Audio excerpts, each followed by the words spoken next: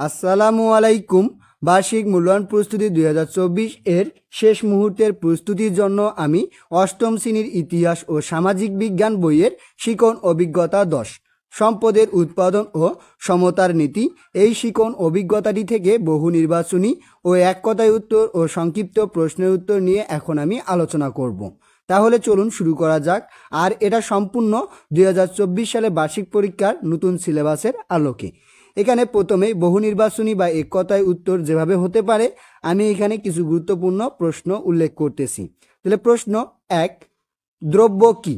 উত্তর, যে জিনিস আমরা সরাসরি ব্যবহার করি তা দ্রব্য। এরপরে 2 প্রশ্ন, পণ্য কি? যে জিনিস বিক্রি করার জন্য তৈরি হয়, অর্থাৎ যে জিনিসের বিনিময় মূল্য রয়েছে তা হলো পণ্য। দ্রব্যকে কয়টি ভাগে ভাগ করা যায়? দ্রব্যকে 3টি ভাগে ভাগ করা যায়। এরপরের প্রশ্ন, প্রয়োজনীয়তার ভিত্তিতে পণ্য বা দ্রব্য কয় প্রকার? তাহলে উত্তর হচ্ছে 3 প্রকার। প্রয়োজনীয়তার ভিত্তিতে পণ্য বা দ্রব্যের বেশি বা শ্রেণীগুলো কি কি? এর উত্তর হচ্ছে অতীব প্রয়োজনীয়, প্রয়োজনীয়, কম প্রয়োজনীয় দ্রব্য। এরপরে ভোক্তাকে, যিনি দ্রব্য বা পণ্য ভোগ করেন তিনি হলেন ভোক্তা। এরপরে 7 নম্বর প্রশ্ন, অর্থনীতির কেন্দ্রীয় সমস্যা কাকে বলে? সীমিত সম্পদ দিয়ে একসাথে সকল দ্রব্য উৎপাদন করা যায় না বলে কতগুলো সমস্যা সৃষ্টি হয়, এগুলোকে অর্থনীতির কেন্দ্রীয় সমস্যা বলে। এরপরে প্রশ্ন 8, অর্থনীতির কেন্দ্রীয় সমস্যার মূল কারণ কি? এর উত্তর আছে সম্পদের স্বল্পতা বা অপর্যাপ্ততা। এরপর আছে অর্থনীতির কেন্দ্রীয় সমস্যা কয়টি? উত্তর 3টি। এরপরে 10 নম্বর প্রশ্ন হচ্ছে কি, অর্থনীতির কেন্দ্রীয় সমস্যাগুলো কি কি? এর উত্তর, কি দ্রব্য উৎপাদন করা হবে, কিভাবে উৎপাদন করা হবে এবং কাদের জন্য উৎপাদন করা হবে। এরপরের প্রশ্ন, অর্থনীতিতে নির্বাচন কাকে বলে? এর উত্তর, অসীম অভাবের মধ্যে কোন অভাবটি আগে পূরণ করবে তা বাছাই করার প্রক্রিয়াকে অর্থনীতিতে নির্বাচন বলে। এরপরে কি দ্রব্য উৎপাদন করা হবে তা কিসের ভিত্তিতে নির্ধারণ করা হয়? প্রয়োজনের অগ্রাধিকারের ভিত্তিতে। এরপরের প্রশ্ন, উৎপাদন, এখানে আছে উৎপাদনের শ্রম এবং মূলধনের ব্যবহার সংক্রান্ত সমস্যাটি কি? কিভাবে উৎপাদন করা হবে। এরপরে হচ্ছে অর্থনৈতিক ব্যবস্থা কাকে বলে? এর উত্তর, যে ব্যবস্থার আওতায় উৎপাদনের উপাদানসমূহের মালিকানা নির্ধারিত হয় এবং উৎপাদন প্রক্রিয়া উৎপাদিত সম্পদের বন্টন ও ভোগ প্রক্রিয়া সম্পাদিত হয় তাকে অর্থনৈতিক ব্যবস্থা বলে। এরপরের প্রশ্ন, পুঁজিবাদী অর্থব্যবস্থা কি? তাহলে যে অর্থব্যবস্থায় কোনোরূপ সরকারি হস্তক্ষেপ ছাড়া উৎপাদনের উপাদানসমূহ ব্যক্তিগত মালিকানা বিদ্যমান তাকে পুঁজিবাদী অর্থব্যবস্থা বলে। এরপরে প্রশ্ন, ধনতান্ত্রিক অর্থব্যবস্থা চালু রয়েছে এমন কয়েকটি দেশের নাম লেখো। এর উত্তর হচ্ছে যুক্তরাষ্ট্র, যুক্তরাজ্য, অস্ট্রেলিয়া, জার্মানি, জাপান ইত্যাদি। এরপরের প্রশ্ন, সমাজতান্ত্রিক অর্থব্যবস্থা কাকে বলে? এর উত্তর, যে অর্থব্যবস্থায় উৎপাদনের উপকরণের কেবল রাষ্ট্রীয় মালিকানা বিদ্যমান তাকে সমাজতান্ত্রিক অর্থব্যবস্থা বলে।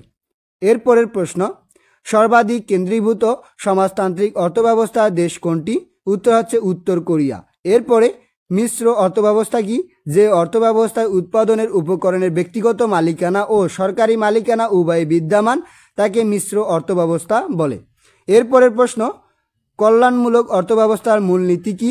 সকলের জন্য সমান সুযোগ ও সম্পদের সুষম বন্টন। এরপরে কল্যাণমূলক অর্থনীতির একটি দেশের নাম লেখো। এর উত্তর হচ্ছে সুইজারল্যান্ড। বাংলাদেশে কোন অর্থব্যবস্থা চালু রয়েছে? মিশ্র অর্থব্যবস্থা চালু রয়েছে। এরপরে 1972 সালে বাংলাদেশের মানুষের মাথাপিছু আয় কত ছিল? $93। এরপরে বঙ্গবন্ধু শেখ মুজিবুর রহমানের অর্থনৈতিক দর্শন কি ছিল? গণমানুষের জীবন মানের উন্নতি। এরপরের প্রশ্ন, অর্থনৈতিক বৈষম্যের প্রভাব কি? দরিদ্র ও অসমতা। এরপরে অর্থনৈতিক বৈষম্য ও সমতার নীতি বৈশিষ্ট্য কি? রাষ্ট্রীয় নীতির ভিত্তিতে প্রতিটি মানুষকে পণ্য বা সেবা গ্রহণের সমান সুযোগ প্রদান করা। এরপরে 27 নম্বর, সকলের জন্য সমান সুযোগ সুবিধা বিদ্যমান থাকাকে কি বলে? সমতার নীতি বলে। এরপরে টেকসই সহ উন্নয়নের কোন অভিষ্টকে অসমতা হ্রাস করে সমতার কথা বলা হয়েছে? 10 নম্বরে। এরপরে 29 নম্বর প্রশ্ন, জাতিসংঘ মানবাধিকার সর্বজনীন ঘোষণাপত্র প্রণীত হয় কবে? 1948 সালে। এরপরে অসীম অভাবের মধ্য থেকে আগে পূরণ করার জন্য কোনো অভাব বাছাই করার প্রক্রিয়াকে অর্থনীতিতে কি বলে? নির্বাচন বলে। এরপরে 31 নম্বর প্রশ্ন হচ্ছে, অর্থনীতির কেন্দ্রীয় সমস্যার মূল কারণ কি?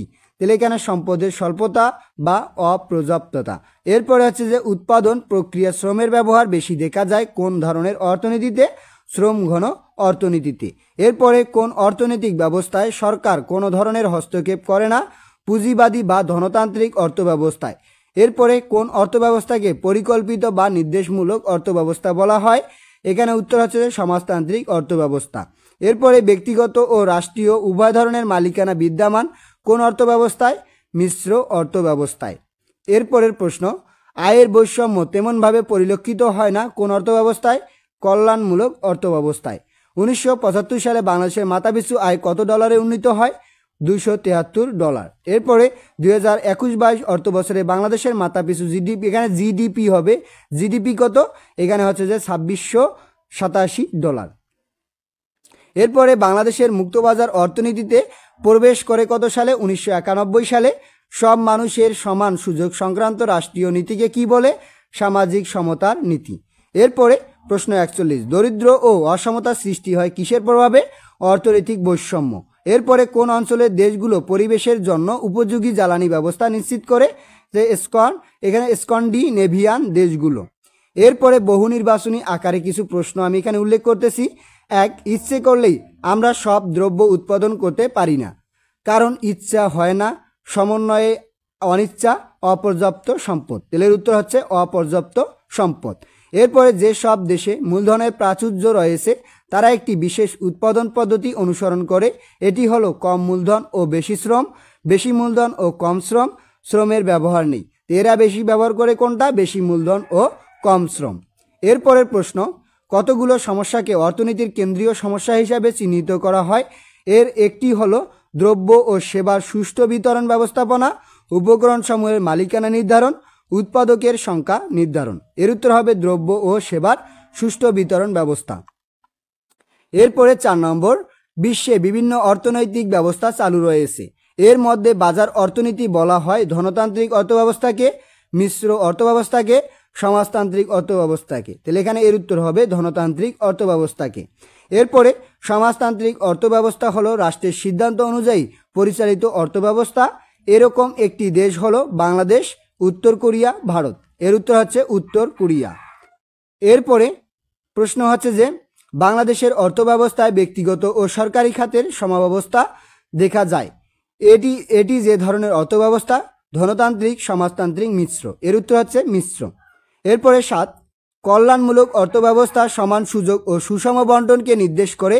এই অর্থব্যবস্থার দেশ হলো যুক্তরাষ্ট্র, ভারত, সুইজারল্যান্ড। এর উত্তর হবে সুইজারল্যান্ড। এরপরে 8, আমি বাংলাদেশকে এশিয়ার সুইজারল্যান্ড বানাতে চাই, কথাটি বলেছিলেন বঙ্গবন্ধু শেখ মুজিবুর রহমান, শেখ হাসিনা, সৈয়দ নজরুল ইসলাম। তাহলে এর উত্তর আছে যে বঙ্গবন্ধু শেখ মুজিবুর রহমান।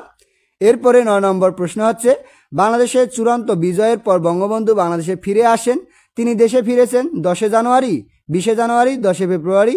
এর উত্তর হচ্ছে 10 জানুয়ারি। এরপরে 10, কর্মসংস্থানের সুযোগ হ্রাস পেলে টেকসই উন্নয়ন সম্ভব নয়, কর্মসংস্থানের সুযোগ হ্রাস পায় স্বল্প মজুরির কারণে, সমতার অভাবে, গুণগত শিক্ষার অভাবে। উত্তর হবে গুণগত শিক্ষার অভাবে। এরপরে গণমানুষের জীবন মানের উন্নতি ছিল বঙ্গবন্ধুর ধ্যান ও জ্ঞান, এটি তার রাজনৈতিক দর্শন, কূটনৈতিক দর্শন, অর্থনৈতিক দর্শন। এর উত্তর হচ্ছে যে অর্থনৈতিক দর্শন। এরপরে 12, 1975 সালে বাংলাদেশের মাথাপিছু আয় $273 উন্নীত হয়। 1972 সালে তা ছিল $83, $93, $87। উত্তর হচ্ছে $93। এরপরে 13, 10 জানুয়ারি বঙ্গবন্ধু দেশে ফিরে বাঙালির মুক্তির ওপর জোর দিয়ে বক্তব্য দিয়েছিলেন। এই ভাষণ তিনি দিয়েছিলেন সোহরাওয়ার্দী উদ্যানে, ঢাকা বিশ্ববিদ্যালয়, ধানমন্ডিতে। উত্তর হচ্ছে সোহরাওয়ার্দী উদ্যানে। এরপরে মুদ্রাস্ফীতি দ্রব্যমূল্যের ঊর্ধ্বগতিকে নির্দেশ করে, এটি উপস্থিত থাকে সমাজতান্ত্রিক অর্থব্যবস্থায়, মিশ্র অর্থব্যবস্থায়, কল্যাণমূলক অর্থব্যবস্থায়। এর উত্তর হচ্ছে যে মিশ্র অর্থব্যবস্থায়। এরপরে হচ্ছে যে 14, এখানে 15 নম্বর, স্ক্যান্ডিনেভিয়ান দেশগুলো পরিবেশ উপযোগী জ্বালানি ব্যবহার করে, এ অঞ্চলের একটি দেশ হলো আয়ারল্যান্ড, মেক্সিকো, তবে আইসল্যান্ড। উত্তর হচ্ছে যে আইসল্যান্ড।